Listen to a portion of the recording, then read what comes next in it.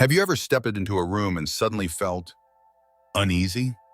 Not because anything was obviously wrong, not because someone said something harsh, but simply because something felt off? Maybe it was the way the light failed to reach the corners, or a strange tension in the air that you couldn't quite name. A heaviness, a stillness, a sense that your thoughts were louder, your heart slightly heavier, your clarity just dimmed. We've all had moments like that. But here's a question most of us never think to ask. What if the space around us is speaking to us, subtly, silently, constantly? What if the objects we keep, the things we decorate with, and the forgotten corners of our homes are influencing our energy more than we realize? Before we go further, may I take just a moment to ask something small but meaningful? If this kind of reflection resonates with you, please consider giving this video a like, a share, or a quick subscribe to the channel. I'm working toward reaching 1,000 subscribers here on New Day Mindfulness, so I can continue creating and offering thoughtful, heart-centered content like this to more people who may need it. Your simple action truly supports this space and this mission. Now let's return to the energy of the space itself. In today's video, we're not talking about decor tips or home styling. We're going deeper. This is about energy, about alignment, about how your external world quietly shapes your internal world, and vice versa. Welcome to New Day Mindfulness. I'm so glad you're here, because today I'm inviting you into a new kind of awareness, a space of noticing, of seeing what's been there all along, but perhaps unnoticed. You see, in many spiritual traditions, Buddhism, Taoism, even ancient indigenous teachings, the home is more than just shelter. It is an extension of your mind, a reflection of your spirit, a container for your thoughts, your memories, your fears, and your hopes. In Buddhist philosophy, there is a teaching that says, as within, so without. Your outer world mirrors your inner one, but we often forget that this mirror works both ways. When your surroundings are cluttered, stagnant, or subtly negative, your mind mirrors that back. You might feel more tired than usual, more anxious, less creative, or like prosperity and joy are just harder to reach. And that's not your imagination. It's your energetic system responding to your environment. You don't have to believe in mysticism to understand this. Even modern psychology confirms it. Visual clutter increases cortisol. Disorganized or low-light spaces affect serotonin and dopamine. Broken objects can subconsciously reinforce limiting beliefs like, I'm stuck, I'm not progressing, or I'm not worthy of better. So what if I told you that your home, your beautiful, beloved space, might be silently working against you? And even more importantly, what if you could change that today? In this video, we'll explore 12 seemingly harmless items that may be quietly draining your energy, blocking abundance, or creating emotional weight without your awareness. And more than just warning you, I'll show you how to mindfully shift these items into powerful tools for growth, harmony, and clarity. And let me be clear, this isn't about superstition. This isn't fear-based. This is rooted in energetic truth and the lived experiences of spiritual practitioners across centuries and across cultures. These insights aren't about avoiding bad luck. They're about cultivating better awareness, better alignment, better flow. Because when your space flows, your mind breathes. When your environment supports you, your spirit rises. And when you create a home that reflects peace, abundance, and intention, your life begins to match it. Think of this as a spiritual spring cleaning, not with brooms and vacuums, but with mindfulness and love. It's not about throwing everything away. It's about asking the right questions. Why do I still keep this? What energy does this object hold? Does it represent who I'm becoming or who I'm afraid to let go of? Today, we'll walk through 12 types of objects, from broken mirrors to lonely symbols, that may seem insignificant but hold powerful meaning. You may be surprised to learn what they represent energetically and how small changes can create deep shifts. You don't need to redecorate your house or spend a single dollar. You only need presence, curiosity, and a willingness to see your home, your sacred space, with new eyes. So whether you're someone who deeply values mindfulness or someone simply looking for peace in a world that feels increasingly loud, this is for you. And if you stay to the end, I promise, you will never walk through your home the same way again. You'll begin to notice what nourishes you and what subtly drains you. And you'll be able to choose consciously, lovingly, to surround yourself with what aligns with your most authentic self. Now, let's begin. Item 1, broken mirrors. At first glance, a broken mirror might just seem like a minor inconvenience. Maybe it cracked a little during a move. Maybe the edges chipped years ago and it's just been hanging there ever since. You barely notice it anymore. It's easy to look past, literally and metaphorically. But when viewed through the lens of mindfulness, energy awareness, and spiritual symbolism, a broken mirror takes on a much deeper meaning. Mirrors are fascinating objects. They're not just household tools for checking our reflection. Spiritually speaking, they are symbolic portals, devices that reflect not only our outer appearance, but often our inner truth. In Buddhist philosophy, rupa is the term used to describe form, the physical component of existence. When you look into a mirror, what you're seeing is rupa, the impermanent, ever-changing shell of the body. But what happens when that reflection is fractured? A cracked mirror doesn't just distort your face, it distorts your perception. And over time, repeatedly seeing yourself through a fragmented surface can subtly influence how you see yourself internally. It reinforces the idea that something is broken, something isn't right, something isn't whole. This isn't superstition, it's psychology. Research into environmental psychology shows that the objects we see every day influence our subconscious beliefs. A cracked mirror sends a daily message that says, there's a flaw here. And the mind, sensitive and impressionable as it is, absorbs that message again and again. In terms of energy, mirrors are amplifiers. In both Feng Shui and Buddhist-influenced spatial philosophy, they reflect not only light but energy. A mirror opposite a window can double the amount of light in a room, enhancing the qi, life energy, flow. But a damaged mirror? It fractures that energy. It sends it spiraling unpredictably. It can quite literally scatter your focus, making it harder to feel grounded, calm, and centered in your own home. If you live with others, the effects of a broken mirror can also ripple outward into relationships. Have you ever noticed small arguments erupting in a room where nothing ever feels quite settled? Miscommunications, tension, or just general disharmony that doesn't seem to have a clear cause? Your environment is always playing a role, often in the background, but nonetheless powerfully. Now, from a Buddhist perspective, we know that suffering arises not just from what happens to us, but how we perceive it. Delusion, moha, is one of the 3 root poisons. It clouds our ability to see things as they really are. A broken mirror in this light can be seen as a literal reflection of moha. It reflects form, yes, but it reflects it incorrectly, distorted, unreliable, untrustworthy.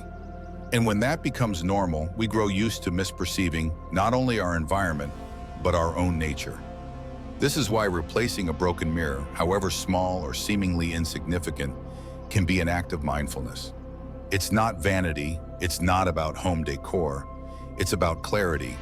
It's about choosing to see things as they are, unfiltered, unfractured. It's about honoring your space and saying, this reflection matters. My self-image matters. My environment matters. If you have a broken mirror in your home, even one you've stopped noticing, I invite you to really look at it today. Ask yourself, what part of my life feels stuck, fragmented, or unclear? Could this object be echoing something internal that's asking for attention? Then, when you're ready, don't just toss the mirror away thoughtlessly. Thank it. Bless it for the role it played, and replace it with something that brings in light, that offers a clear, compassionate view of yourself. Because when you shift your space, even in the smallest ways, you shift your energy. And when you shift your energy, you change the way you meet the world. Your reflection deserves to be whole, and so do you. Item 2, artificial flowers. There's no denying it. Artificial flowers can be beautiful. Their petals are always perfect. Their colors never fade. They stay upright, neat, unchanging, and forever blooming. And that's precisely the problem. From a mindful living perspective, artificial flowers represent a powerful paradox: beauty without life.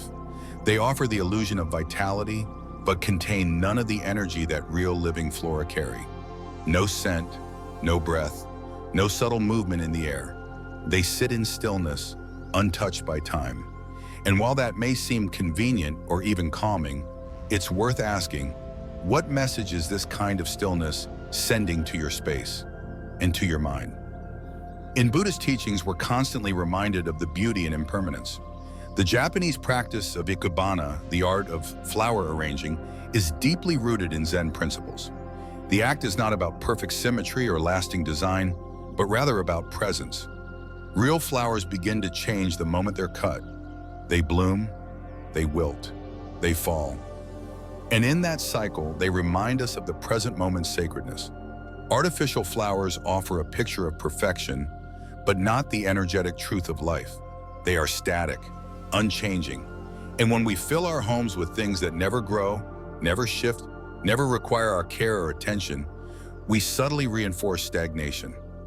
Let's consider energy for a moment, what the Chinese tradition of feng shui would call qi, and what in Buddhist terms we might equate with prana or karmic current. Living plants contribute to the flow of energy. They metabolize sunlight, release oxygen, respond to sound, temperature, even your mood. They are active participants in your environment. But artificial plants, they are inert. Their energy is frozen in time. They do not respond. They do not interact. They merely exist as beautiful silent echoes of something once alive. And over time, that kind of lifeless beauty starts to dull your space. Without even realizing it, your home may begin to reflect the same qualities. Nice on the surface, but energetically flat. Now let's bring this into the realm of everyday inspiration. Take someone like Oprah Winfrey, someone deeply respected not only for her success, but for her spiritual awareness. Oprah has long spoken about the intentionality of her living spaces. She famously avoids clutter and chooses to fill her homes with real objects that reflect vibrancy and meaning.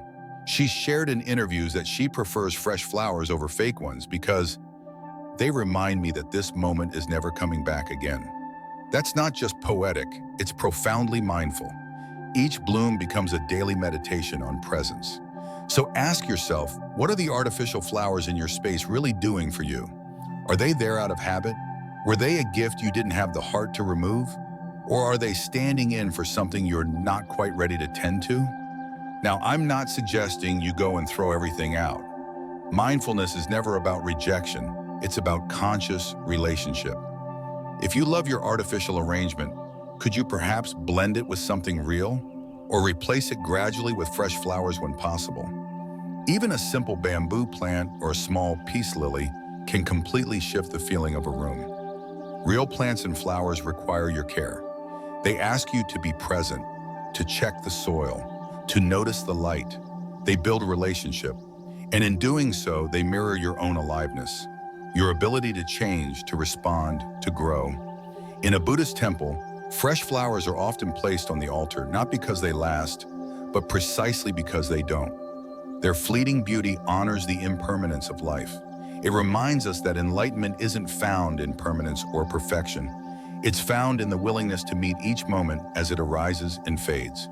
So the next time you see that vase of artificial roses or silk orchids on your shelf, pause, breathe, ask yourself, is this still serving my spirit? Or is it time to welcome something live? Your space is a living thing. It deserves companions that breathe, change, and grow alongside you. Item 3, thorny plants indoors. Thorny plants like cacti or certain succulents are often seen as trendy decor elements, especially in modern minimalist homes. Their jagged silhouettes, sculptural elegance, and reputation for being low maintenance make them popular choices for office desks, windowsills, or apartment corners. But when it comes to mindful living, these sharp-edged beauties may carry energy that works against the very peace and balance we're seeking. Let's begin with what a thorn is, symbolically. It's nature's way of saying, don't come too close. In evolutionary terms, thorns exist for protection. They deter predators. They warn off touch. So it makes perfect sense that energetically, thorny plants emit a subtle field of resistance. While they may appear harmless, perhaps even charming in their quirky resilience, What they signal to your environment is tension, caution, defense. Now consider where these messages land. In a bedroom, they may disrupt intimacy. In a living room, they may create subtle disharmony among family members or guests. You may not notice it right away.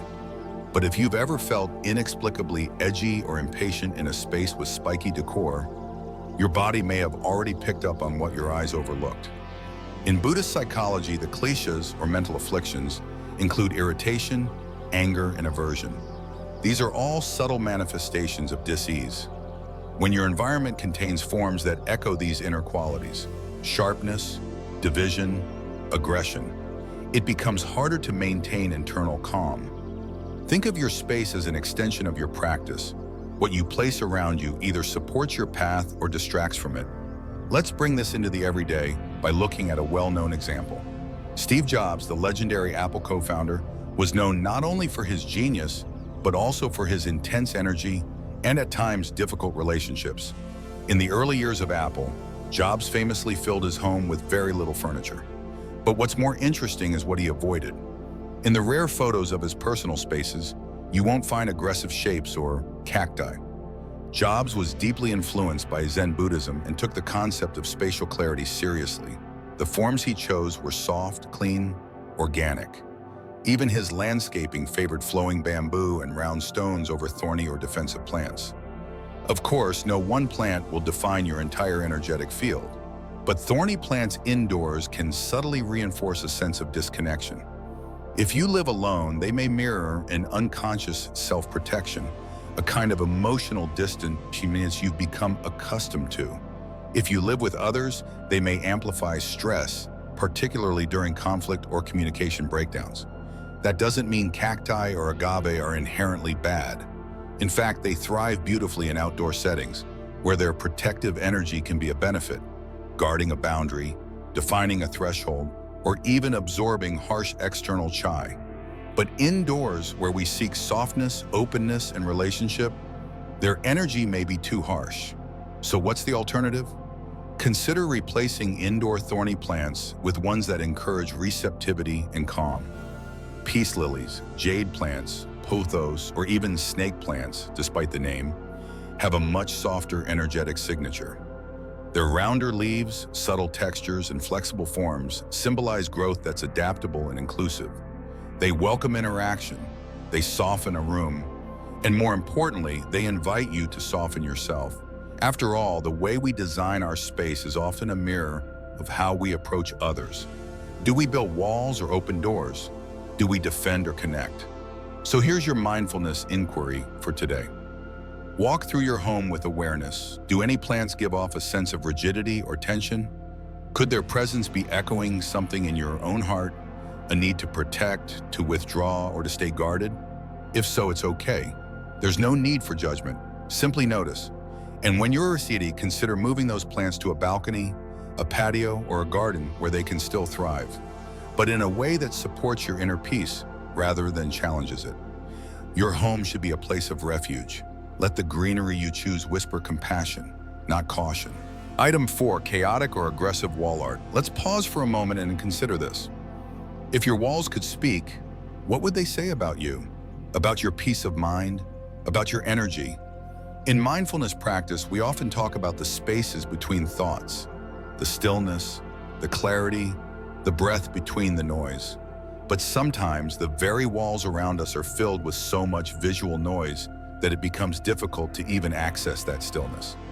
This brings us to the next subtle yet powerful disruptor of energy in our living spaces: chaotic or aggressive wall art. Now, art is personal. There's no question about that. What moves one person might leave another untouched. And this isn't about condemning a particular style or telling you what you should like. But from an energetic and Buddhist perspective, what we surround ourselves with, what we choose to frame, to honor, to give a place on our wall, shapes the subtle language of our environment. Wall art isn't just decoration, it's declaration. It tells the mind what to focus on, what kind of emotions to hold, what frequency to settle into. A painting filled with violence, harsh color clashes, or abstract chaos might be expressive, even brilliant in an artistic sense. but its energetic imprint often mirrors restlessness, agitation, or unresolved tension. This becomes particularly important in spaces meant for restoration and connection. Your bedroom, your meditation corner, your family room. If the art in these spaces stirs rather than soothes, it can create an invisible tug on your nervous system. You may feel more reactive, more mentally scattered, or less inclined to slow down. And the science supports this. Studies in neuroaesthetics show that the brain responds to visual stimuli with emotional resonance. In other words, your brain reacts to the artwork in your environment just as it does to a conversation. Violent or chaotic imagery activates your amygdala, your stress center. Repetitive exposure can quietly raise your baseline stress level. From a Buddhist lens, this is particularly poignant. Our practice is about calming the mind, training it to stay in the present, and softening our reactivity.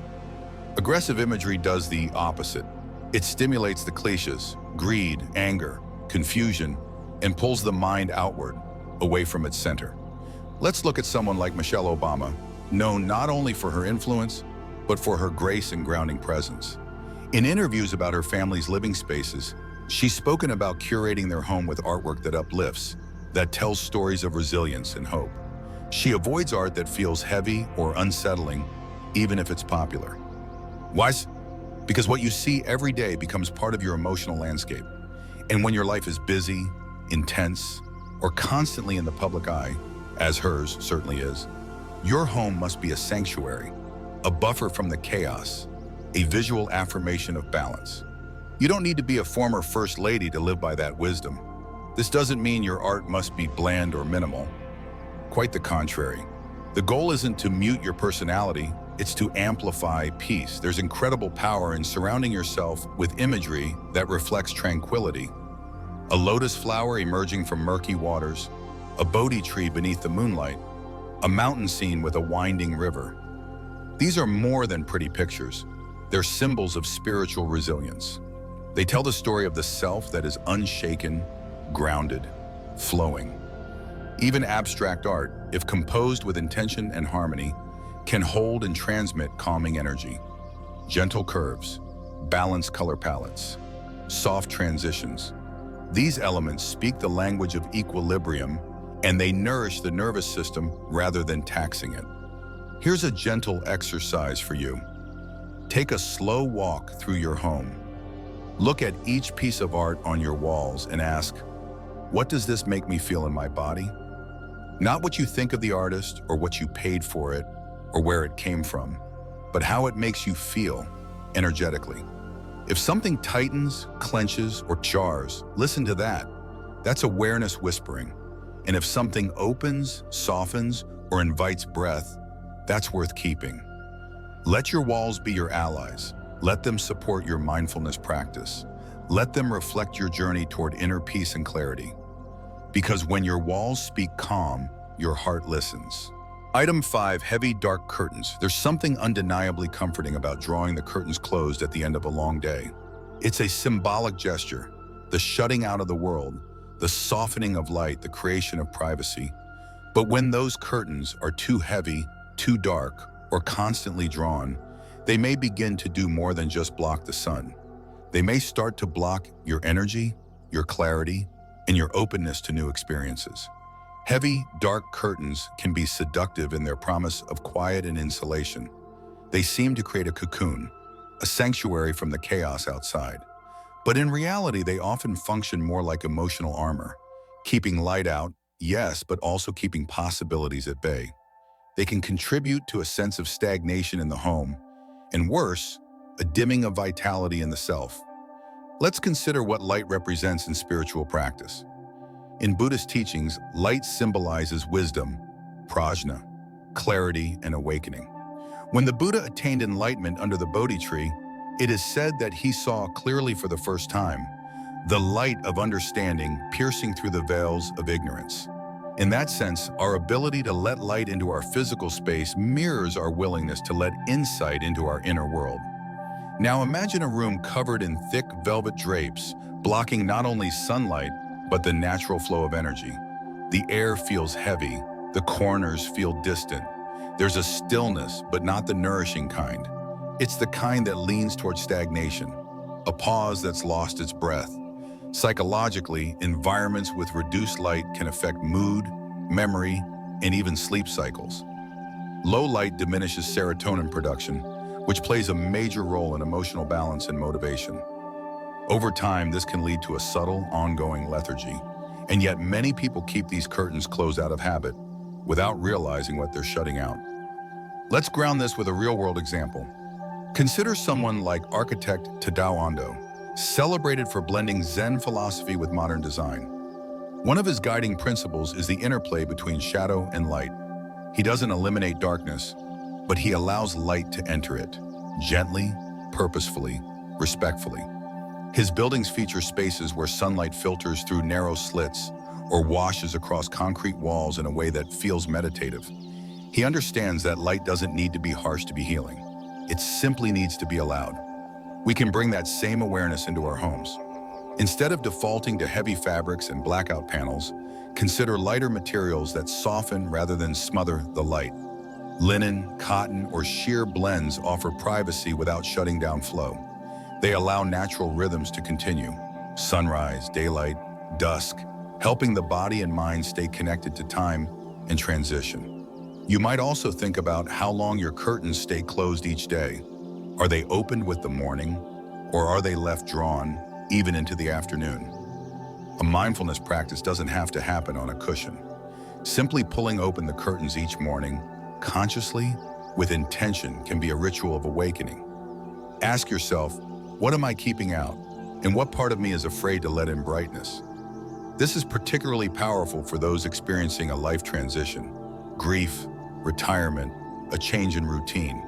In those moments, we often gravitate toward darkness, not because we want to hide, but because we're not ready to re-engage. But even the gentlest light can become an invitation to heal, to begin again, to return to the surface. From a mindful design standpoint, your home doesn't need to be flooded with light to feel alive. Even a single beam of sunlight casting across a floor can be a moment of stillness, a dharma teaching in its own right. It reminds us that light travels freely when we don't obstruct it. So here's a reflection you can bring into your space. Let light return, not only to your windows, but to your awareness. Item 6, empty vases. Let's talk about something that often hides in plain sight. So simple, so decorative, that most people walk by without a second thought. The empty vase. You've probably got one in your home right now. Maybe it sits on a shelf or at the center of a table. Maybe it was a gift. Maybe you bought it with good intentions, imagining it filled with fresh flowers, seasonal branches, or even just some greenery from the yard. But time passed, life got busy, and now it just sits there, empty. Now, on the surface, there's nothing inherently wrong with an empty vase. It's just a container, right? But in the language of energy and mindfulness, a container without content is never neutral. It tells a story. Vases are designed to hold something beautiful, alive and nourishing. Their very shape, a wide belly, a narrow neck, is crafted to support and uplift. When they're empty for extended periods of time, they start to quietly represent unfulfilled intention, an absence environment, a silence that doesn't feel contemplative but disconnected. In the same way a broken mirror reflects fragmentation or heavy curtains block light, an empty vase echoes something just out of reach. It often symbolizes a void, emotional, creative, or even spiritual. And while we may not consciously register this, our inner landscape often responds to it. From a mindfulness perspective, this is significant. Every item in your home can either serve as a reminder of presence and possibility, or a reminder of what's been left undone, unattended, or uninvited. Think of a moment when you've walked past an empty vase. You may have barely noticed it, but somewhere in your subconscious, it likely registered as incomplete. That's not judgment, it's observation. And the beauty of awareness is that it offers choice. To make this feel more relatable, let's look at an everyday example. Imagine you walk into the home of someone like Joanna Gaines, the home designer and lifestyle personality known for her soulful, rustic spaces. If you've ever seen her designs, you'll notice something. The vases are rarely empty. Even if they're not filled with elaborate floral arrangements, you'll find dried eucalyptus, foraged branches, or even cotton stems, simple, meaningful elements that give life to the object. Why? Because she understands the unspoken language of space. An empty vessel says waiting. A filled one says welcoming. This isn't about impressing guests or adding stuff to your space. It's about finishing the conversation. If your home is your sanctuary and your decor is your dialogue with yourself, then the empty vase is like a sentence you haven't finished. It holds space for something that hasn't arrived. And in some cases, it becomes a symbol for the parts of your life you've put on hold. So what do? We don't throw it away, we honor it. We pick up that vase, maybe even dust it off, and ask, what could I place in here that would feel a bit joyful or simply real? It doesn't have to be flowers from the store. It could be a few stones you collected on a mindful walk, a branch from a nearby tree, a handful of marbles, a dried bouquet from a meaningful occasion. Even just water. Yes, water can transform a vase from void to vessel. Because the act of filling it is what matters. That's the moment of intention. That's the energetic shift. It's also deeply aligned with the Buddhist idea of right effort, samavayama. The practice of putting forth energy toward things that are skillful, nourishing, and conducive to clarity. So here's your gentle reflection. What in your home has become a symbol of delay, of pause, of someday? And what would it feel like to fill that space with even the simplest element of life? When you do that, you're not just decorating, you're embodying care. You're saying, this moment matters, this home matters, I matter. And that's powerful. Let your vase be a reminder of what's possible, not what's missing. Item 7, animal skulls or taxidermy. We often decorate our homes with items that tell stories, artifacts, heirlooms, found objects, or pieces that once caught our eye in a vintage shop. And in many spaces, especially those styled with a rustic, Western, or hunting aesthetic, animal skulls or mounted taxidermy are used to add a kind of boldness, history, or texture. They're conversation pieces, symbols of strength, wildness, and tradition. But within the lens of mindfulness, Buddhist teaching, and energetic sensitivity, we are invited to ask, what story is this item really telling? And what vibration is it holding? Let's pause and really consider what an animal skull represents. At its most literal level, it is a remnant of death, a symbol of something that once had life, breath, and sentience, but now remains only in physical form. While this may not bother some people on the surface, to a sensitive or spiritually aware person, that presence can shift the tone of an entire room. In Buddhist tradition, all sentient beings are regarded with compassion. Every living creature has its own karma, its own struggle for freedom from suffering, its own right to be honored. When we place the remnants of a once living being on our walls or mantles, whether that's a deer's head, a horned skull, or a mounted bird, we may unintentionally be inviting an energy of finality, of stagnation, or even of sorrow into our home. You don't need to believe in spirits or metaphysics to feel the weight of this. Walk into a room with taxidermy, and you may notice a certain heaviness, a silence that doesn't feel peaceful, but still static. You might not be consciously disturbed, but your body may instinctively tighten. That's your energetic system recognizing something unresolved. In Buddhist temples, you'll rarely, if ever, see bones or remnants of death on display, unless in specific meditative contexts intended to contemplate impermanence. Even then, these are treated with solemnity, not decor.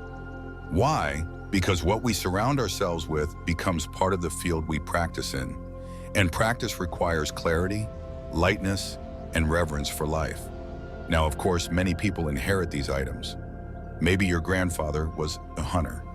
Maybe you were gifted an antler mount or a buffalo skull by someone close to you, and it holds sentimental value. That's valid. And it's not about judgment, it's about relationship. The deeper question is, does this item align with the kind of energy you want in your home now? Let's bring in a modern example. Ellen DeGeneres, known for her love of interior design, has owned multiple homes over the years and spoken about how her design choices have shifted as she's deepened her own mindfulness and spiritual growth. In one interview, she mentioned that while she used to be drawn to eclectic, edgy objects, including faux taxidermy, she eventually gravitated towards environments that felt alive, filled with plants, natural light, movement, and softness. Why? Because over time she realized that her home's energy directly impacted her sense of peace. The truth is, energy lingers. Objects carry stories, and while some decor may spark curiosity or make a stylistic statement, it's worth asking if it contributes to the deeper atmosphere of compassion, serenity, and vitality you want in your home. So what can you do if you already have such an item in your space? First, simply become aware. Pause in front of it. Ask yourself how your breath feels in its presence. Do you feel uplifted or weighed down? Is there any unease, however subtle? If the item feels heavy, consider moving it to a less central location or retiring it altogether with respect. You might even offer a simple gesture of gratitude, a moment of silence, or a candle lit as a symbolic release. This honors both your intention and the life the object once represented. In its place, you could introduce something that celebrates life, perhaps a sculpture of a bird in flight, a photograph of a natural landscape, or even a handmade piece from an artisan that reflects harmony with the earth.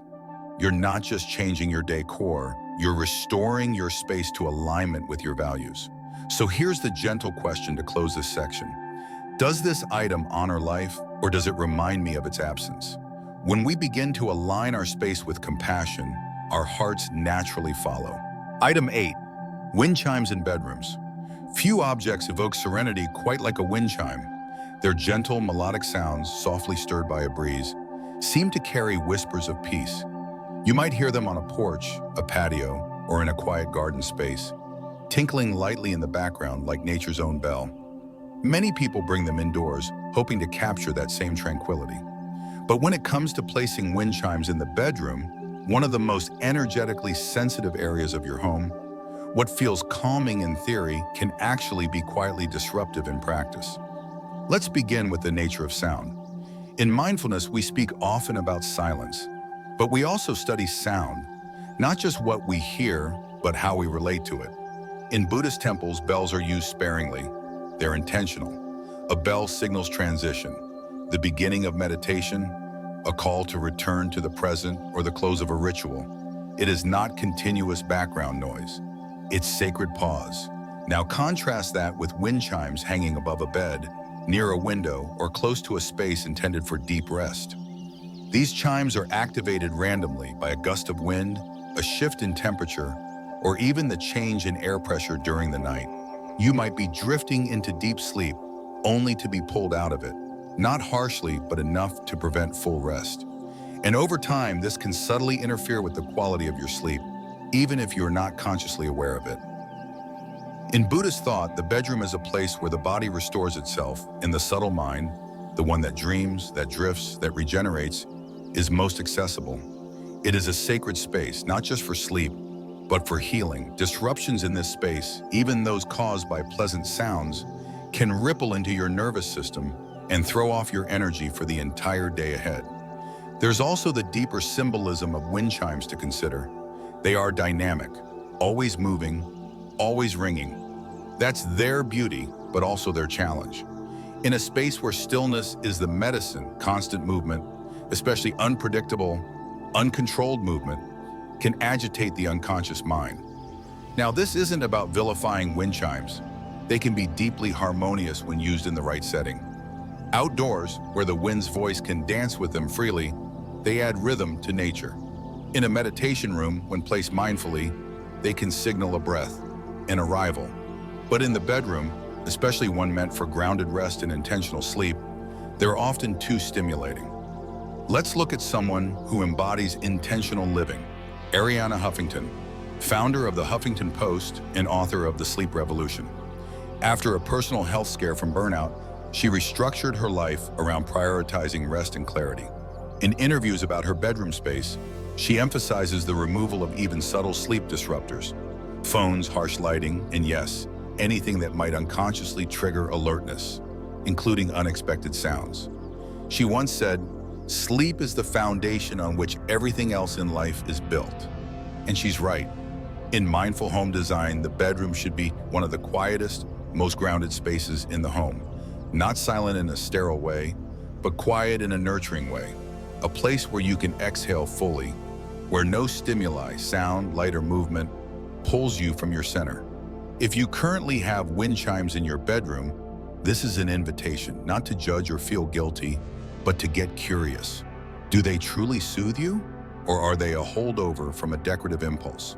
What would happen if you moved them to a place where they could still sing, but not interrupt your healing? A front porch, a back patio, a balcony with good airflow. Even a bright corner of your living room near a window, somewhere their sound can harmonize with conversation, natural light, or morning movement. The key is intentionality. Let your bedroom be a space where stillness is honored, where silence is spacious, where your mind can return to itself unshaken. So here's your mindful reflection for this section. What in your sleeping space speaks when it should be resting? When we quiet our external world, we create the space to truly listen inward. Item 9, old worn-out furniture. We tend to grow attached to our furniture in quiet, intimate ways. A favorite armchair where we've read dozens of books, a dining table that's seen years of family meals, laughter, maybe even arguments. A sofa that's been with us since our first apartment. These pieces become more than just objects. They become witnesses to our lives. So it's no surprise that when furniture begins to fray, sour, or break, we often resist letting it go. After all, it holds memories. It's familiar, it's still usable. But from a mindful living perspective, there's something important to consider here. Worn-out furniture doesn't just take up physical space. It can quietly signal emotional stagnation and energetic fatigue. Let's explore this. Furniture is functional, yes, but it's also symbolic. It supports us, literally and energetically. When a chair creaks or collapses, when a table wobbles, when a couch has long since lost its shape, it no longer supports us in the way it's meant to. Instead, it mirrors back to us something we often ignore, where we've grown beyond something, but haven't made the shift to match that growth. In Buddhist terms, this speaks to the teaching of non-attachment, especially attachment to comfort or the past. The Buddha taught that clinging, even to pleasant experiences or nostalgia, can lead to dukkha, suffering.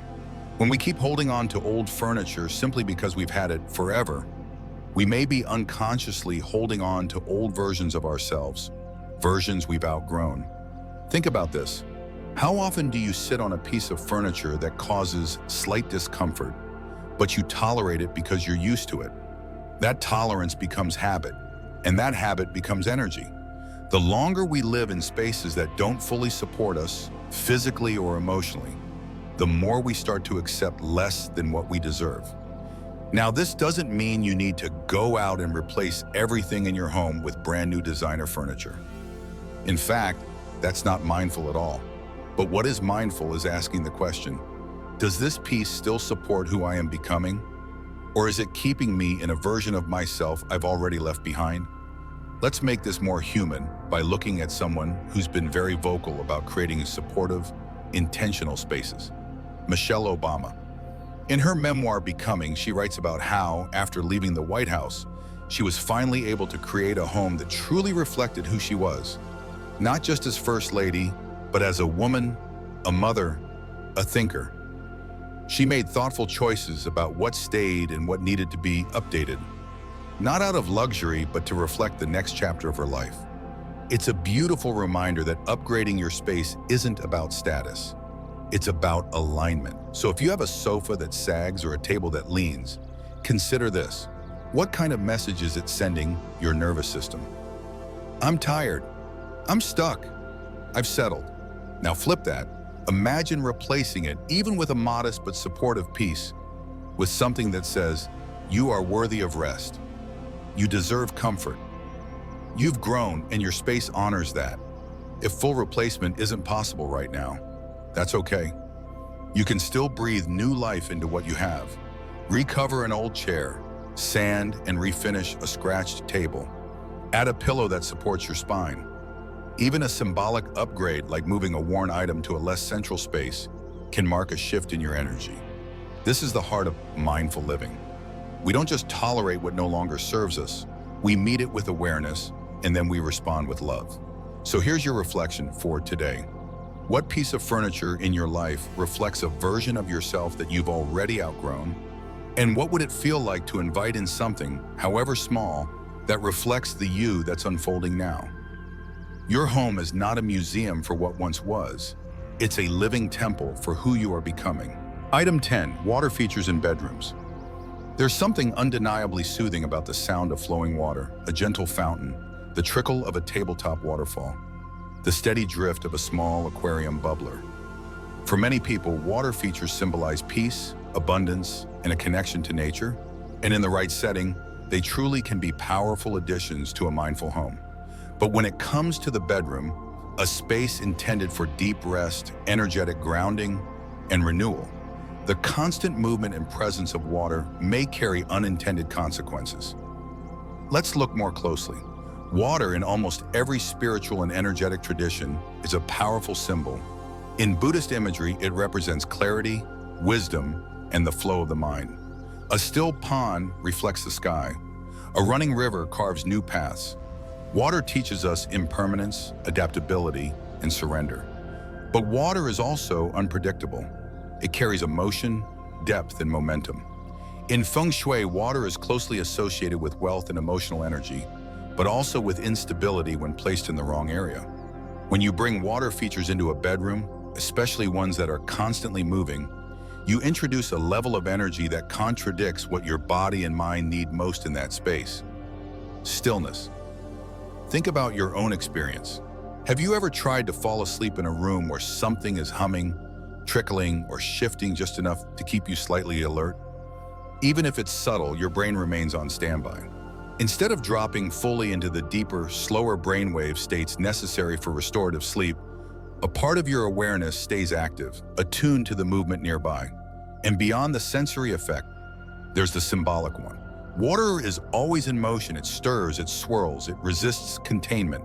So when it occupies a space designed for grounding, it can, over time, create a sense of emotional turbulence, even if everything else in your life feels calm.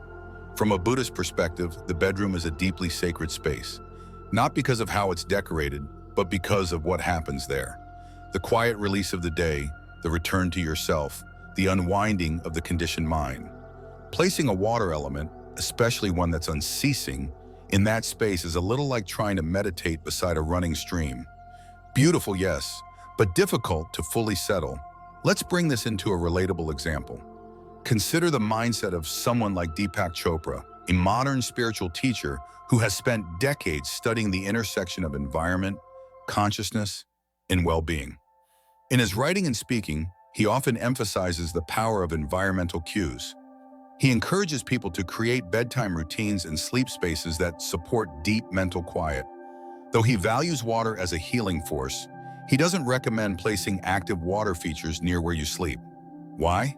Because healing requires rest, and rest requires stillness. So what can you do if you currently have a fountain or aquarium in your bedroom? First, you don't need to panic or feel guilt. Awareness is the goal, not fear. Begin by noticing how your sleep has been. Is your rest deep or easily disturbed? Do you wake feeling grounded or unsettled? If you suspect the water feature may be playing a role, experiment. Try turning it off at night for a few days. Or move it to another room, somewhere more active, like the living room, meditation space, or even a home office. These are areas where flow can support movement, thought, and inspiration. Alternatively, you can shift to a symbolic representation of water rather than the real thing. Art that features tranquil lakes, a vase with gently flowing lines, even a bowl of still water with flower petals can bring in the energy of water without its constant movement. The point isn't to eliminate water energy entirely, but to place it where it serves you, not where it distracts you. Here's your gentle reflection for today. What energy is moving in your sleep space? And is it the kind of movement that soothes you or keeps you on alert? Let your bedroom be your still pond, not your rushing stream. It's in the stillness that you hear yourself again. Item 11, Symbols of loneliness. Not all energy in a room is loud. Some of it whispers, some of it lingers quietly in the corners. In the images we hang on our walls, the objects we set on our shelves, the art we choose to frame. And sometimes, without even realizing it, we begin to fill our homes with visual metaphors that mirror our internal state, not as we are necessarily, but as we've come to believe ourselves to be. One of the most overlooked examples of this is what I like to call symbols of loneliness. They're often subtle: a painting of a single tree on a hill, a sculpture of a lone bird perched on a wire, a photograph of one empty chair facing the ocean. These images can be beautiful, even poetic. But when repeated or left unbalanced in a home, they can begin to quietly reinforce a narrative of isolation, longing, or emotional separation. Now, let me be clear. Solitude is not the problem. In fact, solitude can be a profound source of healing, reflection, and clarity. Buddhism teaches the value of retreat, of pausing to go inward, of embracing stillness as a path to awakening. But solitude is different from loneliness. One is chosen, the other feels imposed. And when the visual language of your home repeatedly emphasizes aloneness, your subconscious may begin to internalize that story, even if your external life is full of people. Let's take a practical look at this. Suppose you're someone who's recently transitioned into a new phase of life. Perhaps you've downsized, or you're living alone for the first time in many years. There's a tendency in these moments to decorate with restraint, to avoid clutter, yes, but also to avoid reminders of what used to be. A single chair here, a solitary frame there. The house becomes quiet, not just physically, but symbolically. This isn't a judgment, it's an invitation. Because the images we choose don't just reflect our current state, they shape our future state. They guide what we believe is possible. And when your walls only show one figure, one chair, one bird, you may be unconsciously reinforcing the belief that you are or always will be on your own. Now let's look at someone who has consciously used environment to tell a different story. Brené Brown. As a researcher and speaker on vulnerability and connection, Brené often talks about the importance of belonging, not just with others, but with yourself.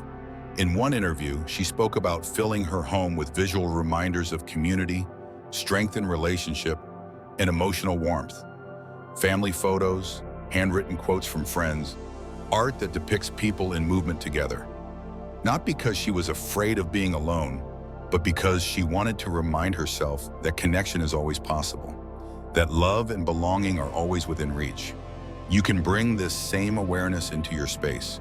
It doesn't mean you have to cover your walls with group photos or scenes of large crowds, but it does mean taking a moment to notice. What are the images in your home telling your heart every minute? Are they affirming connection or reinforcing distance? If you have several pieces of art or objects that depict solitary imagery, you might try to balance them out.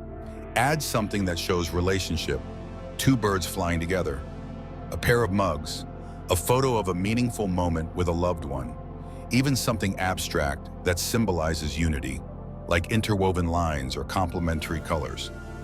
It's not about filling the home with more stuff. It's about creating visual reminders of the emotional reality you're calling in.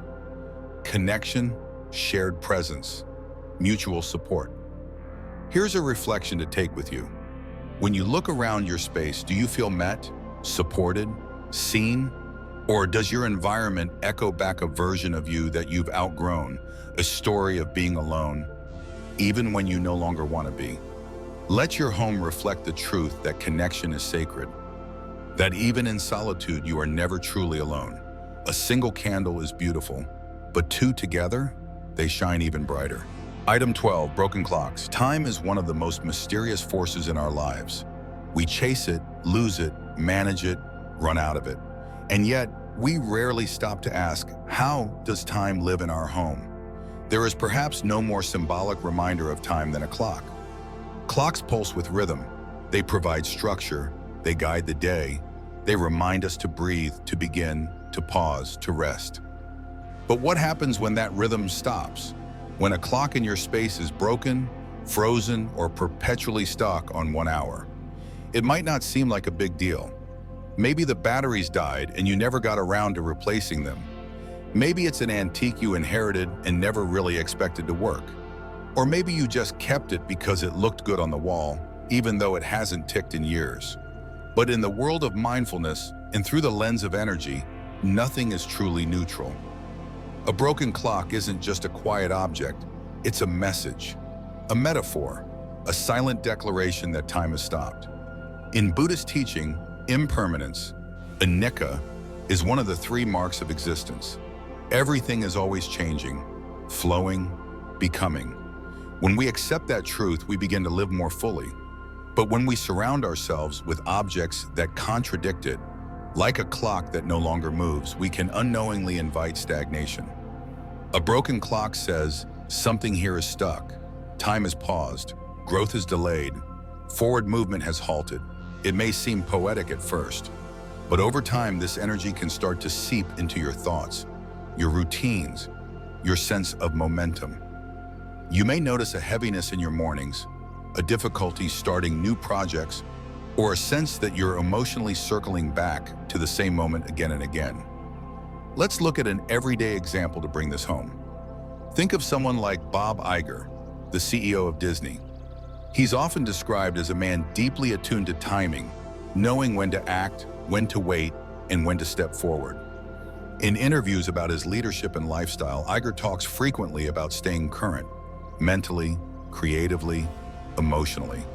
He surrounds himself with cues that remind him of innovation, progress, and next steps. Even his physical environment reflects forward movement. Nothing lingers without purpose. Now, you don't need to be a CEO to benefit from that wisdom. Just take a moment and walk through your home. Is there a clock that stopped ticking? A watch on your shelf that no longer keeps time? A wall clock that still reads 4:15 no matter the hour? Pause and ask, is there a part of my life that feels paused? Fixing or replacing a broken clock isn't just about functionality. It's a mindful gesture, a decision to re-enter the flow, to move with time rather than stay stuck in one moment of it. It's a way of telling your subconscious, I am willing to move forward. And even if that broken clock holds sentimental value, perhaps it belonged to someone you loved, it can still be honored in a new way. Maybe it doesn't need to be in the main living area. Maybe it becomes part of a memory shelf accompanied by a photo and a letter. But its story changes, no longer something that defines your now, but something that's gently laid to rest in the past.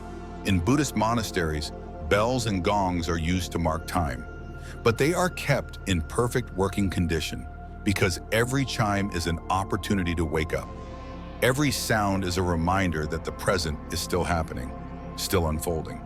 So here's your final reflection in this journey through home awareness. What in your space is no longer moving? What in you is ready to move again? A working clock isn't just a timepiece, it's a partner in your practice. A friend reminding you, this moment is alive, and so are you. Let your space echo the truth of your becoming. Let it tick, let it breathe, let it evolve with you. So now that you've taken this mindful journey through your home with me, what's one item you're feeling called to transform? Seriously, take a moment, don't overthink it. Maybe it's the empty vase that's been sitting untouched for months, or the broken clock you've walked past 100 times without noticing. Maybe it's something even deeper, like a piece of art that no longer reflects who you are. Whatever it is, I invite you to choose just one object to either remove, repair, or repurpose this week. That's it. Not because your home needs to be perfect, not because you're doing anything wrong, but because your space is alive. And when you change even one thing with intention, the energy around you starts to shift. So here's what I'd love for you to do next. Drop a comment below and tell me, which one are you going to transform first? You can just write the name of the item or share a little story behind it. I'd genuinely love to hear what spoke to you most from today's video. And reading each other's experiences, that's how we learn, grow, and heal together as a mindful community. And hey, don't forget to subscribe and turn on notifications, because next week we're going even deeper.